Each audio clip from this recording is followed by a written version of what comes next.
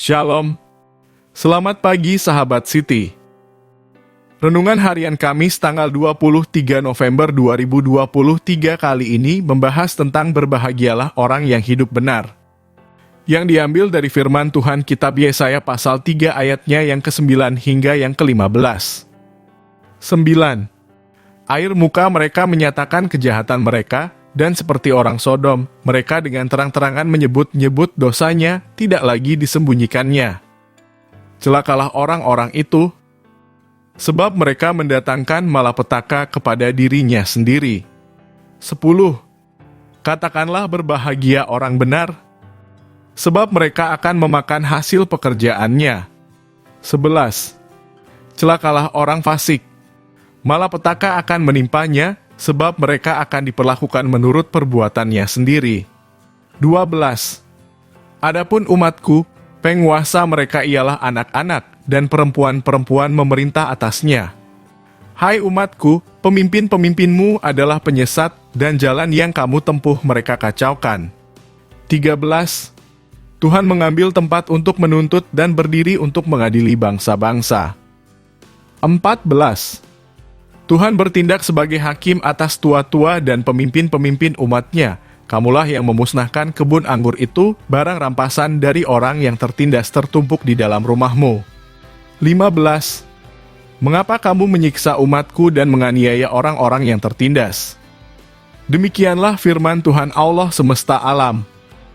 Katakanlah berbahagia orang benar, sebab mereka akan memakan hasil pekerjaannya. Yesaya pasal 3 ayat yang ke-10. Sering timbul pertanyaan dan selalu menjadi pergumulan dalam diri orang benar, mengapa banyak orang yang tidak hidup dalam kebenaran tampak mujur dan tanpa masalah. Sementara kita yang tetap setia dan hidup dalam kebenaran sepertinya masalah tak pernah habis. Tidak sedikit yang menjadi goyah dan akhirnya mulai melakukan kompromi. Rugi dan sia-siakah bila kita tetap setia kepada Tuhan dan mempertahankan hidup benar di hadapannya? Yesaya diperintahkan Tuhan untuk membesarkan hati orang yang tetap setia kepada Tuhan dan hidup benar di hadapannya meski berada di tengah-tengah angkatan yang tidak benar dan jahat. Sekalipun saat ini mungkin mereka harus mengalami tekanan ataupun penderitaan, tapi hal itu takkan berlangsung lama sebab pada saatnya mereka akan tampil sebagai pemenang dan ada upah yang Tuhan berikan.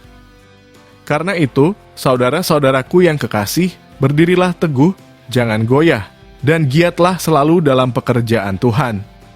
Sebab kamu tahu bahwa dalam persekutuan dengan Tuhan jerih payahmu tidak sia-sia. 1 Korintus pasal 15 ayat 58. Jangan pernah berhenti berjuang untuk hidup dalam kebenaran, sebab perjuangan kita tidak akan pernah sia-sia, Tuhan selalu perhitungkan. Dalam tiap jerih payah ada keuntungan, Amsal pasal 1 ayat 23. Mungkinkah hidup benar di tengah-tengah dunia yang semakin jahat? Tidak ada perkara yang mustahil bagi orang percaya, karena di dalam kita ada Roh Kudus, Dia yang akan menuntun, menguatkan, dan memampukan kita untuk berjalan dalam kebenaran. Tuhan mau kita tidak menyerah begitu saja pada keadaan, tapi kita harus terus berjuang, karena hidup dalam kebenaran adalah sebuah proses yang membutuhkan ketekunan dan kesungguhan. Mengapa Alkitab menyatakan bahwa orang benar itu dikatakan sebagai orang yang berbahagia? Karena orang benar menjalani hidupnya tidak dalam keadaan tertuduh atau dengan rasa bersalah. Ingatlah bahwa salah satu pekerjaan iblis adalah mendakwa siang dan malam. Kitab Wahyu pasal 12 ayat yang ke-10. Seberat apapun tantangannya tetaplah berjuang untuk hidup benar, sebab orang yang menabur kebenaran pada saatnya akan menuai berkat dan kemuliaan. Tuhan Yesus memberkati kita semua. Amin.